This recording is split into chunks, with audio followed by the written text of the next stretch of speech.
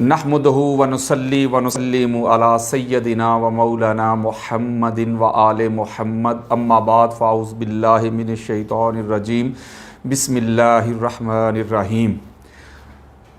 आज मैं एक बड़ा अहम पैगाम लेके आप दोस्तों की खिदमत में हाज़िर हुआ हूँ। दुआ करता हूँ कि अल्लाह तबारक व तआला मुझको हक़ बात कहने की तौफ़ीक़ अता फ़रमाए। पिछले चंद दिनों से सोशल मीडिया पे एक वीडियो बड़ी वायरल है कि जिसमें एक अब्दुर्रहमान सल्फ़ी नामी एक बदबख्त एक लानती है जिसने आका अलैहिस्सलातु वस्सलाम के शहज़ादे इमाम मूसा काज़िम अलैहिस्सलाम की शान में गुस्ताखी की है, बेअदबी की है।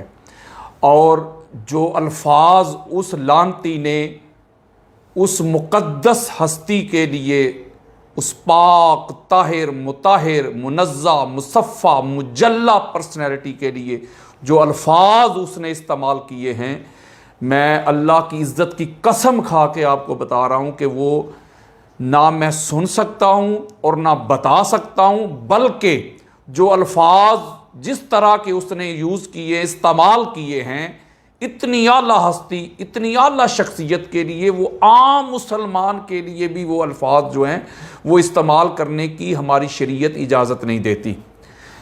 अब मैं एक बात करना चाहता हूँ, क्या जो आइम्मा अहले बैत अतहार हैं क्या वो सिर्फ शीयत के खाते में हैं? आका अलैहिस्सलातु वस्सलाम के जो शहजादे हैं, ये जो 12 आइम्मा हैं, मैं एक सवाल करता हूँ, उन मुफ्तियाने इज़ाम से पूछता हूँ, सुन्नियत के ठेकेदारों से पूछता हूँ, क्या ये जो उसने गुस्ताखी और बेअदबी की है, इस पर रद्द अमल करना, इस पे प्रोटेस्ट करना और बाहर निकलना, इसकी मजम्मत करना, उस पर FIR कटवाना, क्या ये शिया लोगों की जिम्मेदारी और ड्यूटी है? क्या अहले बैत अतहार शियों के हैं? क्या सुन्नियत के जो बड़े ठेकेदार बने फिरते थे वो आज क्यों खामोश हैं? आज क्यों उनकी जुबानों पे छाले पड़ गए हैं? और मैं एक और बात बताना चाहता हूं कि ये अच्छी बात है कि इब्तिसाम इलाही ज़हीर साहब ने उससे बरात का ऐलान कर दिया कि हमारा इसके साथ कोई लेना देना नहीं है। वो जो भी है लानती, उसकी शक्ल देखें, उसकी 1.5 गज लंबी दाढ़ी देखें, उसकी शक्ल देख के, उसका अकीदा देख के, उसका मसलक देख के, उसका विजन देख के मैं एक बात आपको बताना चाहता हूं, ये वही बनु उमैया का एक तसलसल है जिन्होंने मिंबरों के ऊपर एक रवश डाली थी। उन्होंने ये एक सुन्नत अपनी बना दी थी, क्रिएट कर दी थी कि अहले बैत अतहार की जात पे वो सब्बो शितम किया करते थे। ये उन्हीं का एक तसलसल है, ये उन्हीं की बाकियात हैं जो इस तरह की गलीज़ जुबान इस्तेमाल कर रहे हैं। पाकिस्तान के अदारे किधर हैं? हुकूमत पाकिस्तान को मैं कहना चाहता हूं, मैं पाकिस्तान के हसास अदारों को कहना चाहता हूं, उनकी तवज्जो इस तरफ मबजूल करवाना चाहता हूं कि ये लोग जो हैं ये पाकिस्तान के अमन के दुश्मन हैं, ये बैनुल मसालक लड़ाई करवाना चाहते हैं, ये पाकिस्तान को फिरका वारियत की तरफ धकेलना चाहते हैं, ये पाकिस्तान का अमन तबाह बर्बाद करना चाहते हैं। ये ना इस्लाम के खैर खा हैं, ना दीन के खैर खा हैं, ना कुरान के खैर खा हैं, ना मुस्तफ़ा के खैर खा हैं, और ना ही ये सहाबा के खैर खा हैं, और ना ही ये अहले बैत अतहार के खैर खा हैं। जरा देखना पड़ेगा कि इनकी प्रमोशन कहां से होती है, इनकी फंडिंग कहां से होती है, इनकी ये जहन साजी कहां से होती है, कहां से इनको तैयार किया जाता है। जो इनके अकायद हैं, जो इनके नजरियात हैं, जो इनके विजन्स हैं, जो इनके थॉट हैं, ये कहां से ये तरबियत लेते हैं, कौन से मदारस हैं जहां से इनको ये पढ़ाया जाता है। अहले बैत अतहार का ये जो बुग़्ज़ है, ये जो अनाद है, ये जो कीना है, ये जो हसद है, ये जो दुश्मनी है, जो अदावत है, कहां से इनको पढ़ाई जाती है? जो पाकिस्तान के अदारे हैं उनकी नजर होती है। आप इनकी जड़ को देखें, इनकी रूट को देखें, इनकी फंडिंग करने वालों को देखें, इनके प्रमोटर देखें, कहां से इनको तैयार किया जाता है, इनके बैक पे कौन है, कब तक। मैं पूछता हूं, ये इस्लामी रियासत है, मुल्क पाकिस्तान में इस्लाम के कवानीन हैं, लॉ है, कुरान के असूल चलते हैं, अहादीस चलती है, حضور علیہ السلام کی حرمت پہ، ناموس پہ ہم مر مٹنے کے لیے تیار ہو جاتے ہیں، تو کہ اہل بیت اطہار کی ناموس یہ ناموس رسول نہیں ہے؟ جس طرح کی لینگویج استعمال کی گئی ہے، زبان استعمال کی گئی ہے، جس طرح کا لب و لہجہ استعمال کیا گیا ہے، وہ تو عام مسلمانوں کے لیے بھی استعمال کرنے کی اسلام ہرگز اجازت نہیں دیتا، چاہے جائے کہ اتنی بڑی شخصیت، اتنی پاک طاہر مطہر ہستیاں، ان کے بارے میں اس طرح کی غلیظ زبان استعمال کی گئی ہے، اور ان کی والدہ کے بارے میں استعمال کی گئی ہے۔ ہم بڑے پرامن ہیں، ہم پرامن ہستیوں کو ماننے والے ہیں، تو اس کا کیا مطلب ہے؟ ہمیں پتہ نہیں؟ اس نے تو گالی گلوچ کی ہے، نازیبا الفاظ استعمال کیے نا معتبر ہستیوں کے لیے۔ میں یہ کتابیں کھول کھول کے دکھاؤں گا، میں بخاری سے، مسلم سے، ابو داؤد سے، سیاستہ سے کھول کھول کے دکھاؤں گا کس کس کی ماں کا کردار کیا تھا۔ ہم سے کوئی چیز چھپی ہوئی نہیں ہے، ہم کو ہر ایک کے کردار کا پتہ ہے، ہر ایک کے اخلاق کا پتہ ہے، ہر ایک کے حسب نسب کا پتہ ہے، ہر ایک کے شجرہ کا پتہ ہے، کون کیا تھے کیا ہیں، ہر ایک کی ماں بیٹی کا ہمیں پتہ ہے، اور ہم اصولی بات کر سکتے ہیں۔ میں احادیث کھول کھول کے دکھا سکتا ہوں، لیکن ہماری زبانیں بند ہیں۔ تو کیا مطلب ہے کہ ہم پرامن ہیں تو اس طرح کے کتوں کو بھونکنے کی اجازت دے دیں گے کہ وہ اہل بیت اطہار کے ناموس پہ حملے کریں، آقا علیہ الصلوۃ والسلام کی حرمت پہ حملے کریں، حضور علیہ السلام کے شہزادوں کی بے ادبی اور گستاخی کریں، آقا علیہ الصلوۃ والسلام کے گھر کی بیٹیوں کے بارے میں نازیبا جملے کہہ کر کون مسلمان رہ سکتا ہے؟ میں حکومت پاکستان سے اپیل کرتا ہوں، پاکستان کے اداروں سے، پاکستان کی عدلیہ سے، سپریم کورٹ آف پاکستان سے اپیل کرتا ہوں کہ ایسے لوگوں کو لگام ڈالی جائے، ان کو پٹا ڈالا جائے۔ پھر نہ کہنا کہ پاکستان کا یہ جو ماحول ہے، جو پرامن، یہ جو ایٹموسفیئر ہے، جو ماحول ہے، یہ جو ہماری محبتیں ہیں، جو پیار ہے، یہ لوگ تو اس کو تباہ و برباد کرنا چاہتے ہیں۔ ہمیں کوئی گالیاں دے، 100 بار دے، ہم برداشت کرتے ہیں، ہماری کیا اوقات ہے۔ لیکن یہ وہ ہستیاں ہیں کہ ان کے ناموس کے لیے، ان کی حرمت کے لیے، ان کی عزت کے لیے، ان کی توقیر کے لیے لوگوں نے گردنیں کٹوائی ہیں، ان کے ناموس کے لیے لوگوں نے پھانسیوں کے جھولے لیے ہیں، سر کٹوائے ہیں، تن من دھن لٹوایا ہے۔ کہیں میس میں تمار نظر آتے ہیں، کہیں عمار ابن یاسر نظر آتے ہیں، کہیں ابو ذر غفاری نظر آتے ہیں، کہیں سلمان فارسی نظر آتے ہیں، کہیں حضرت بلال نظر آتے ہیں، کہیں حجر ابن عدی نظر آتے ہیں۔ ہم تو ان کی سنت پہ چلنے والے ہیں، اور کہاں کن کے بارے میں ہے؟ یہ شیعت کا مسئلہ نہیں ہے، جن کو تم مانتے ہو، اس کا حلیہ دیکھ کے، اس کی وضع قطع دیکھ کے میں آپ کو بتا سکتا ہوں کہ یہ کس عقیدے، کس سکول آف تھاٹ کا بندہ ہے، کس مشن کا بندہ ہے۔ یہ میں اس کی زبان سے اور اس کے نکلے ہوئے الفاظ کی مذمت کرتے ہوئے اس کے بڑوں کے عقائد میں بتاتا ہوں۔ یہ میرے سامنے امام ابن حجر مکی کی سوائے مہر کا ہے، اور یہ مکہ کے خانہ کعبہ کے امام رہ چکے ہیں، اتنے بڑے محدث ہیں۔ ان کا نام آئے تو ان کے بڑے جو تھے، یہ عبد الرحمن سلفی قسم کے جو لانتی لوگ ہیں، جو گستاخ ہیں، ان کے بڑے سر جھکا لیتے تھے۔ وہ کیا لکھتے ہیں امام موسیٰ کاظم علیہ السلام کے بارے میں؟ اس کی جلد نمبر 1 ہے، صفحہ نمبر 307، اور بیروت لبنان کا نسخہ ہے، اور نور الابصار میں بھی یہ روایت موجود ہے، اس کا صفحہ نمبر 347 ہے۔ امام موسیٰ کاظم علیہ السلام کے بارے میں وہ کیا لکھتے ہیں؟ وہ لکھتے ہیں وَهُوَ الْمَعْرُوفُ عِنْدَ أَهْلِ الْعِرَاقِ بِبَابِ الْحَوَائِجِ، کہ امام موسیٰ کاظم علیہ السلام وہ ہستی، وہ شخصیت ہیں کہ وہ اہل عراق میں، عراق والوں میں باب الحوائج جو معروف تھے۔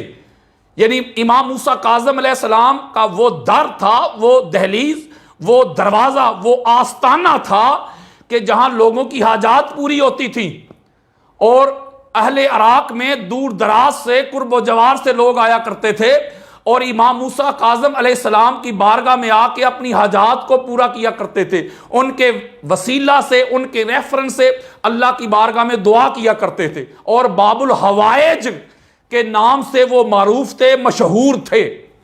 یہ امام ابن حجر مکی رحمت اللہ تعالی علیہ وہ لکھتے ہیں کہ جو بھی آتا ان کے ریفرنس سے، ان کے وسیلہ سے وہ دعا کرتا تو یہاں سے کوئی بھی خالی دامن نہیں جایا کرتا تھا۔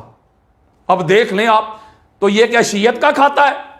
بلکہ یہاں تک وہ لکھتے ہیں، امام ابن حجر مکی لکھتے ہیں کہ ایک روز امام موسیٰ کاظم علیہ السلام خانہ کعبہ کے پاس تشریف فرما تھے، تو ہارون رشید نے کہا کہ مجھے پتا چلتا ہے کہ لوگ میرے ڈر کی وجہ سے آپ کے ہاتھ پہ آ کے بیعت کرتے ہیں، حالانکہ وہ اپنے منہ سے کہتا ہے کہ خلیفہ تو میں ہوں، امیر المومنین تو میں ہوں، لیکن لوگ آپ کی دہلیز پہ کیوں آتے ہیں، آپ کی چوکھٹ پہ کیوں آتے ہیں، آپ کی بارگاہ میں کیوں آتے ہیں؟ تو یہ ابن حجر مکی بھی لکھتے ہیں اس کو سواق محرقہ میں، اس کا صفحہ نمبر 309 ہے، اور یہ بیروت لبنان کا نسخہ ہے۔ امام موسیٰ کاظم علیہ السلام نے فرمایا کہ آنا امام القلوب وانت امام الجسوم، میری بارگاہ میں لوگ اس لیے آتے ہیں کہ میری حکمرانی دلوں پہ ہے، میں ان کے دلوں پہ راج کرتا ہوں، اور محبت، پیار، مودت اور ٹالرنس، کمپیشن، بردرہڈ کا درس دیتا ہوں۔ لوگ اس لیے کشاں کشاں میری طرف آتے ہیں، باگے باگے میری طرف آتے ہیں، دوڑے دوڑے میری طرف آتے ہیں کہ میں ان کے دلوں پہ حکمرانی کرتا ہوں، اور تو جسموں پہ حکمرانی کرتا ہے، اور وہ بھی زبردستی ان پر تو مسلط ہے۔ یعنی کہ امام موسیٰ کاظم علیہ السلام کے جو فضائل، جو عظمت، جو ان کی رفعت اللہ اور اللہ کے رسول نے بیان کی ہے، اس کے اوپر الگ سے میرا ایک لیکچر ہے، میں ویڈیو کو زیادہ طویل نہیں کرنا چاہتا۔ یہ جتنے بھی نفوس قدسی ہیں 14 کے 14، میرے آقا فرماتے ہیں کہ اولنا محمد، اوسطنا محمد، آخرنا محمد، کلنا محمد، پہلا بھی محمد ہے، درمیان والا بھی محمد ہے، آخری بھی محمد ہے، اور سارے کے سارے محمد ہیں۔ یعنی ان کی تعظیم، توقیر، ادب، احترام وہی ہے جو رسول اللہ کا ادب احترام ہے۔ امام موسیٰ کاظم علیہ السلام ہو، امام محمد تقی ہوں، علی نقی ہوں، حسن عسکری ہوں، محمد مہدی ہوں علیہ السلام، پہلے سے لے کے مولا علی علیہ السلام سے لے کے آخری تک سارے کے سارے محمد ہیں۔ ان کی تعظیم، ان کی توقیر، ان کا ناموس، ان کی حرمت، ان میں سے کسی ایک کی گستاخی کرنا یہ ڈائریکٹ رسول اللہ کی گستاخی اور بے ادبی ہے۔ تو مجھے بتائیں نا، رسول اللہ کو گالی گلوچ کر کے کو کیسے مسلمان رہ سکتا ہے؟ یہ جو ٹھیکیدار بنے پھرتے تھے، میں ایک روایت دیتا ہوں، آپ کی نسلیں یاد رکھیں گی، 14 طبق روشن ہو جائیں گے۔ اور یہ میرے سامنے امام خوارزمی کی مقتل حسین ہے، جن کی بڑی معروف کتاب ہے مناقب خوارزمی، بہت بڑی کتاب ہے یہ، مقتل الحسین ان کی معروف کتاب ہے، اس کی جلد نمبر 1 ہے اور صفحہ نمبر ہے 145، بیروت لبنان کا نسخہ میرے سامنے ہے، اور یہ مکی اور حنفی محدث ہیں۔ یہ الگ بات ہے کہ یار لوگوں نے جنہوں نے اہل بیت اطہار کی عظمت کا، محبت کا، رفعت کا نعرہ لگایا ہے، تو یار لوگوں نے ان کو رافضی کہا ہے، یہ الگ ہے، اس سے بچا کوئی بھی نہیں، نہ ابو حنیفہ بچے ہیں، نہ شافعی بچے ہیں، نہ مالک بچے ہیں، نہ احمد بن حنبل بچے ہیں۔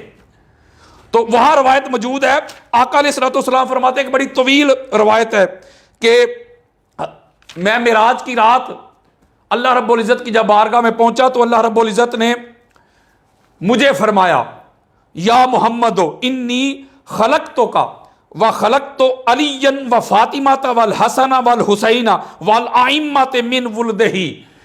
اللہ رب العزت نے فرمایا کہ اے محمد صلی اللہ علیہ وآلہ وسلم، بے شک میں نے تجھے تخلیق کیا ہے، خلق کیا ہے، تجھے تخلیق کیا ہے، علی علیہ السلام کو تخلیق کیا ہے، فاطمہ الزہرا کو، حسن علیہ السلام کو، حسین علیہ السلام کو، اور جو آئمہ ہیں، جو ان کی اولاد ہیں، آگے مولا علی علیہ السلام کی جو آگے اولاد چلے گی، ان کو میں نے تخلیق کیا ہے۔ بڑی خاص بات دینا چاہتا ہوں، من سنخ نور من نوری، یعنی یہ سارے جو ائمہ 14 کے 14، اللہ رب العزت نے فرمایا کہ یہ 14 کے 14 کو میں نے اپنے نور کی اصل سے تخلیق کیا ہے۔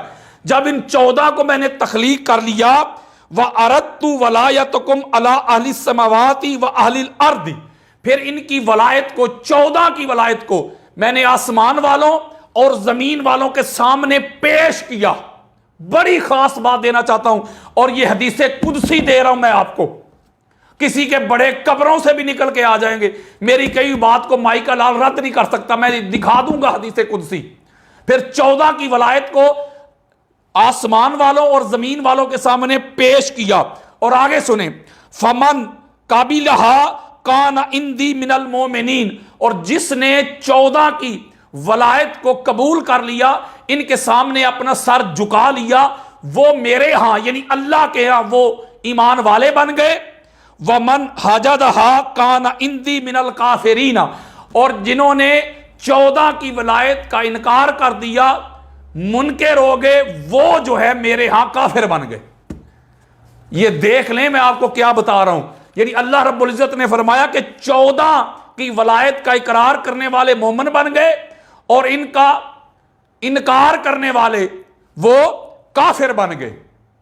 جو ان کو مان گئے ان کی ولایت کو وہ اہل ایمان ہیں، اور جنہوں نے انکار کر دیا وہ کافر بن گئے۔ اور آگے جو جملے ارشاد فرمایا یا محمد اتحب ان تراہم، اے محمد صلی اللہ علیہ وآلہ وسلم، وہ 14 جن کی ولایت کو میں نے پیش کیا اہل زمین اور اہل آسمان کی طرف، دیکھنا چاہتا ہے، ان کی زیارت کرنا چاہتا ہے۔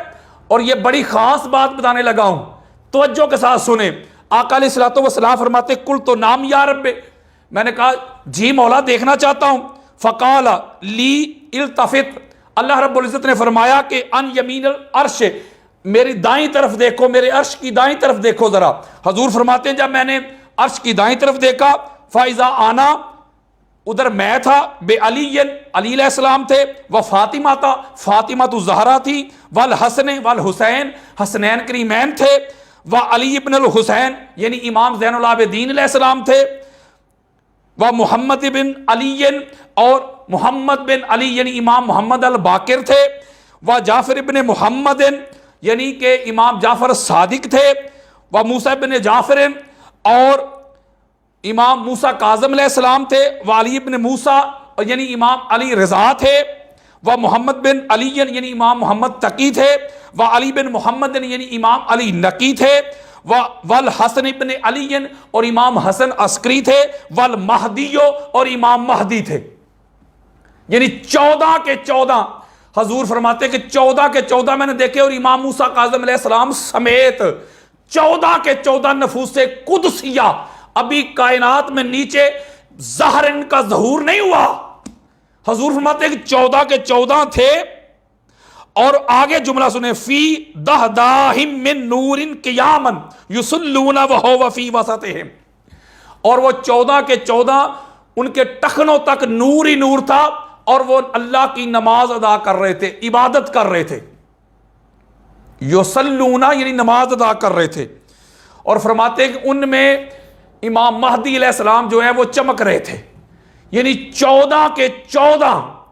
اور یہ شیعہ کتب کا حوالہ نہیں میں دے رہا آپ کو سامنے، یعنی امام موسیٰ کاظم علیہ السلام بھی تھے، سارے ادھر موجود تھے۔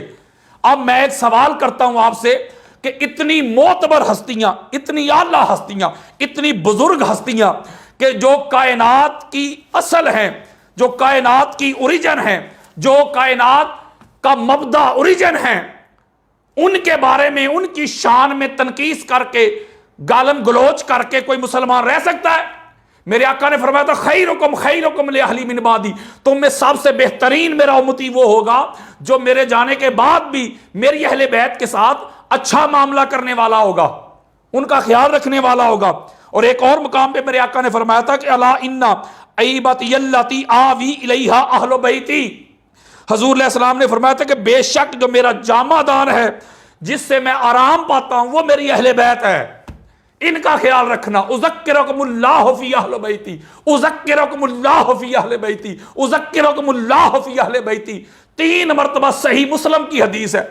میری اہل بیت کے بارے میں تم کو اللہ کا خوف دلاتا ہوں، کسی کو میری شرم و حیا نہیں ہوگی تو اللہ کا حیا کر لینا۔ یہ حیا ہو رہا ہے حضور کی اہل بیت کا کہ حضور کی اہل بیت اطہار کو گالیاں دی جا رہی ہیں، سرعام دے رہی ہیں، کوئی ان کو لگام ڈالنے والا نہیں۔ اس کو امام ترمذی نے روایت کیا، جلد نمبر 5 ہے، حدیث کا نمبر 3904۔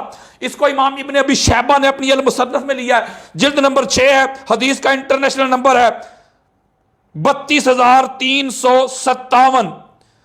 اس کو امام ابن سعد نے طبقات الکبریٰ میں لیا، جلد نمبر 2 ہے، صفحہ نمبر 353 ہے. پھر میرے آقا علیہ الصلوۃ والسلام نے فرمایا تھا وَإِنِّي أُوصِيكُمْ بِإِطْرَةِ خَيْرًا، میں تم کو وصیت کرتا ہوں کہ میرے جانے کے بعد میری اطرت کے ساتھ اچھا معاملہ رکھنا، ان سے محبت کرنا، ان سے پیار کرنا. یہ پیار کر رہے ہیں ان کو گالی گلوچ کر کے. اور اس حدیث کو امام حاکم نے اپنی مستدرک میں لیا، اس کی جلد نمبر 2 ہے، حدیث کا انٹرنیشنل نمبر چل رہا ہے 2559.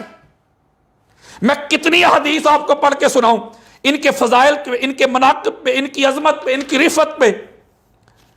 آقا علیہ الصلوۃ والسلام نے فرمایا تھا کہ لا يدخل قلب رجل ایمان حتی یحبہم للہ ولقرابتہم منی. کسی بندے کے دل میں ایمان داخل ہی نہیں ہو سکتا جب تک وہ تم سے ہے میری اہل بیت میری قرابت کی وجہ سے محبت نہ کرے، اللہ کے لیے محبت نہ کرے. اور اس حدیث کو امام ابن ماجہ نے لیا ہے، امام ابن ماجہ اس کو روایت کرتے ہیں. اس کے علاوہ امام حاکم اس کو اپنی المستدرک میں روایت کرتے ہیں. ابن ماجہ نے جلد نمبر 1 ہے، حدیث کا انٹرنیشنل نمبر ہے 140. امام حاکم مستدرک جلد نمبر 4 ہے، حدیث کا انٹرنیشنل نمبر ہے 6960. بے شمار کتب حدیث میں یہ حدیث ملتی ہیں.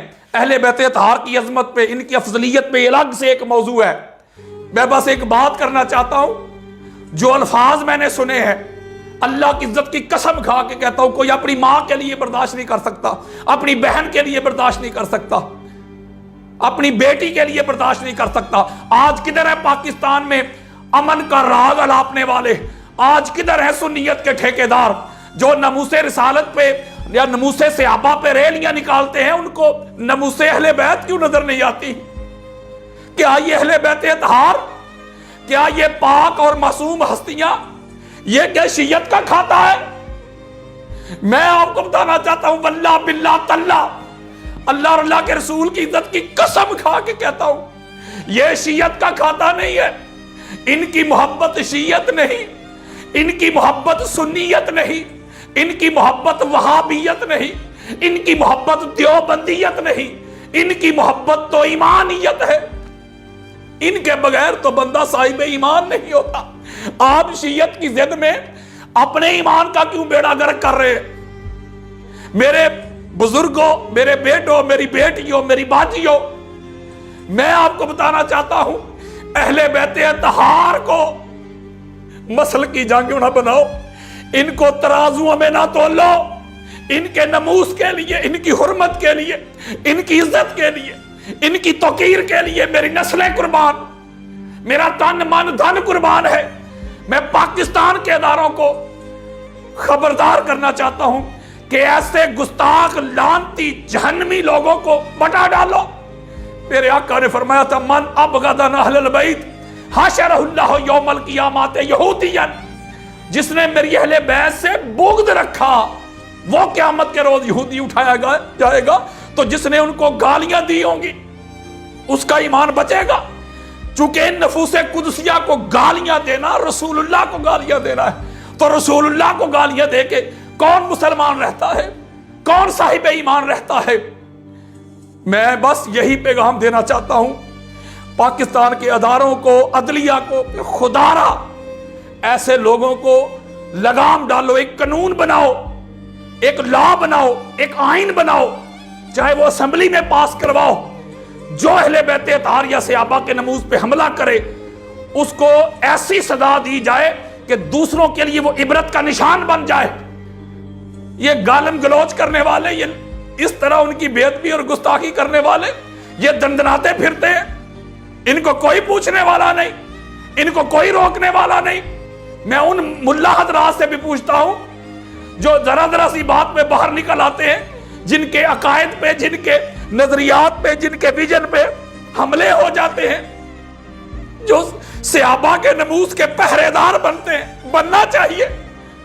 ان کو ناموس اہل بیت کیوں نظر نہیں آتی؟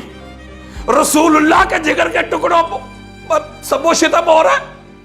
فاطمی سادات سارے کے سارے رسول اللہ کے جگر کے ٹکڑے ہیں. یہی عقیدہ قاضی ثناء اللہ پانی پتی کا ہے، ملا علی قاری کا ہے. شیخ اسماعیل حقی کا ہے، علامہ علوسی کا ہے، عبد الرؤف المناوی کا ہے، جلال الدین سیوطی کا ہے، قسطلانی کا ہے، عسقلانی کا ہے، بہقی کا ہے، طبرانی کا ہے، قاضی عیاض کا ہے، سارے فاطمی سادات رسول اللہ کے جگر کے ٹکڑے ہیں۔ آج رسول اللہ کے جگر کے ٹکڑوں کو گالیاں دی جا رہی، اور ان کے گالیاں دینا براہ راست رسول اللہ کو اذیت ہے۔ جو رسول اللہ کو اذیت دیتے ہیں وہ اللہ کو اذیت دیتے ہیں۔ ان الذین یؤذون اللہ ورسولہ لعنہم اللہ فی الدنیا والآخرۃ وأعد لہم عذابا مہینا۔ جو رسول اللہ کو اذیت دیتے ہیں ان پر دنیا میں بھی لعنت ہے، آخرت میں بھی لعنت ہے۔ اللہ نے ان کے لیے دردناک عذاب تیار کر رکھا ہے۔ اب یہ آپ پہ ڈیپینڈ کرتا ہے کہ کس طرح آپ اس ماحول کو، اس طرح کے حالات کو فیس کرتے ہیں۔ خدا کے لیے مجھے تو اپنے ساری زندگی میں بس یہی کچھ ملا ہے، ان کے بغیر نہ بندہ مسلمان ہے نہ بندہ مومن ہے، بلکہ انسانیت سے بھی کوسوں دور چلا جاتا ہے۔ اللہ تعالی ہم کو اس گھر کی معرفت عطا کرے، اس گھر کی محبت عطا کرے۔ وما علیہ الا البلاغ المبین۔